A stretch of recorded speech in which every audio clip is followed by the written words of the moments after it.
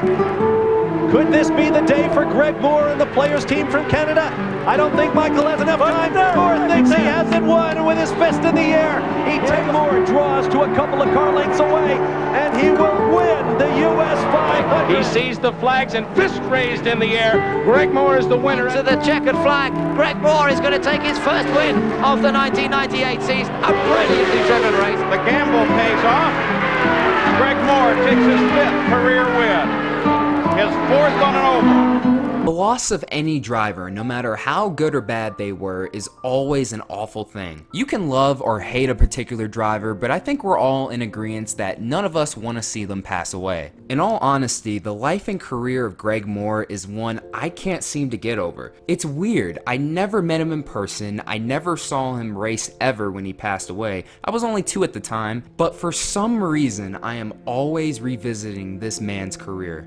For one last time, we're gonna do that. Growing up in Maple Ridge, Canada, Greg Moore always wanted to race with his childhood heroes. He was a die-hard open wheel fan and really raced anything with any sort of wheels. His father Rick was the main catalyst that got him into racing. He took it to heart, he started taking it serious, and eventually his talent began to flourish. Around the age of 6, Rick gave his son his first ever go-kart, and from the ages of 6 to 10, he was actually racing go-karts and also a hockey goalie. He was so tremendously talented at both sports, he was named Maple Ridge's Athlete of the Year 2 times in a row. But as Greg got older, he began taking motorsports a lot more seriously. In the early 1990s, he won multiple go-karting championships in Canada, while also going down to the States from time to time and showing those Americans up. It caught the attention of a few open-wheel drivers and teams. In 1993, he decided to take a major step towards his open-wheel dreams. That was competing in Indy Lights at the young age of 18. His family helped fund his rookie season with the hopes that a bigger team would eventually catch wind of his talents and hopefully give him a shot. And that's exactly what happened in 1995. After driving for his team and a few others for 2 seasons, he was eventually picked up by the Players team. This was one of the major teams in all of the kart sanctioning series, and in Indy Lights, he proved to be one of the best. 10 wins and 11 podiums in only 12 starts. That is damn near perfect. The Players team understood immediately that they had a generational talent on their hands, so they made the move all the way up to the karting series for 1996. But to say he had immediate success would be a lie. His rookie season was a bag of mixed tricks. In 16 starts, he had 3 podiums, but also accumulated 7 DNFs. 3 of which were wrecks, but 4 of them had to do with mechanical failures while he was running up front. So while he was growing, the team was also growing with him. Despite not winning a race and only completing around 84% of his laps in the 16 races that season, he was still able to garner a top 10 points finish with a 9th place run. Clearly, Moore was showing a lot of potential, but he just needed his team and his talents to kinda come together. Well, in 1997, that's exactly what happened. It was the perfect storm. It was the season that many around him envisioned he would have.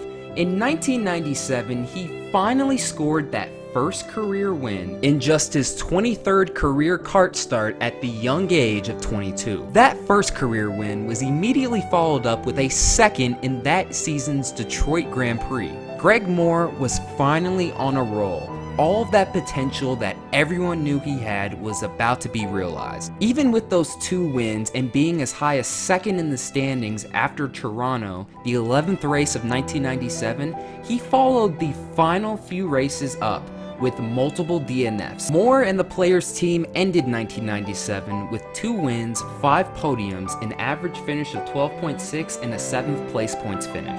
1998 turned out to be the greatest season of Greg Moore's kart career. 3 poles as well as 2 victories, but one of those victories was shredded in controversy. He won that season's US 500, which was kart's equivalent to the Indy 500 in IndyCar. The biggest win of his career and the Players team wasn't the main story. The main story was that 3 fans were unfortunately killed by a single tire earlier in the race, but for some reason, kart decided to keep the race going. He won again in Brazil, equaling his best season ever. 2 wins, 6 podiums, 3 poles, and his first and only top 5 points finish with a 5th place run. 1999 was supposed to be the final season with the Players team. He won the season opener at Homestead, but was slated to leave at the end of the season to go over to Roger Penske. Gil DeFerrin ended up winning the 2000 and the 2001 Series Championship. The thought was Greg Moore was going to sit in as the second driver, learn from him, and compete for championships as well. His whole future was ahead of him. He had finally achieved his dream of becoming one of the best drivers ever in open wheel. But unfortunately, as we all know, it was tragically cut short. Fast forward to October 31st, Halloween, 1999.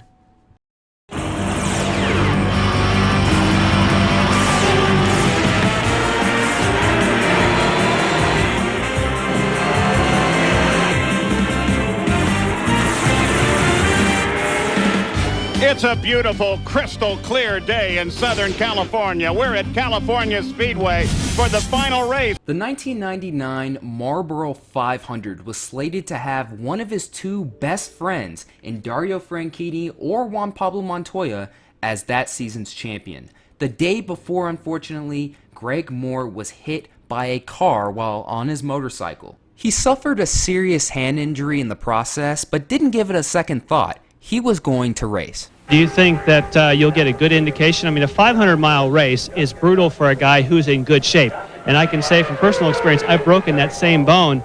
That seems very optimistic in my view. Well, it's optimistic, but you know, I guess with being young, sometimes you do some things that probably aren't the smartest things out there. But I've got to go to Indianapolis on Tuesday and get a plate put on it anyway, so I can't do any more damage to it if I last the whole 500 miles. So it's just a question of if I can withstand the pain, and I know I'm going to get a couple shots for it in the morning tomorrow. And but the most important thing is that it's safe out there, and if I'm able to grip the steering wheel with no problems, then if there's a bit of pain, well, I'll just try and endure through it. Say what you will in hindsight, but at the end of the day, that's what racers do. They're going to race through anything, no matter how painful that hand is. Greg Moore is going to limp it home all the way to the finish.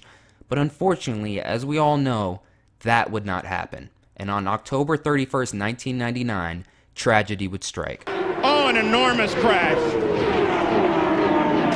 Oh my God. A terrible crash. Yellow comes out again. We're going to hold on identifying this car because there are 2 cars like it in the field. We want to assure ourselves they now report it is Greg Moore. There's his teammate, Patrick Carpentier.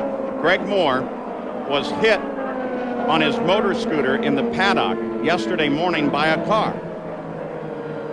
A lot of scrapes, a lot of bruises, broke some bones in his right hand. They built up a whole system out of carbon fiber so that he could drive. He ran a practice drive late yesterday after the qualifying. They cleared him to start in the back. And now this horrendous crash. For an update now from the medical center, here's Gary Gerald. Dr. Steve Olvey, who heads up the safety team, is here. What can you tell us, Doctor, about Greg? Greg has severe head and internal injuries. He's being sent to Loma Linda Hospital for further resuscitative efforts. Dr. Jeff Grange, who's the chief emergency doctor here in this area, is with him in the helicopter and is going to report back to me soon. This is a life-threatening situation? Yes, it is. Thank you. Well, we'd hoped for better news than that, Greg Moore. Our prayers go with him. We wish him well. Dr. Steve Olvey have come out in an announcement for us. Dr. Olvey? Gary, I regret to announce that driver Greg Moore has been pronounced dead at Loma Linda Hospital. He died of massive head and internal injuries. He was pronounced dead at 21 minutes after 1 o'clock. Thank you very much.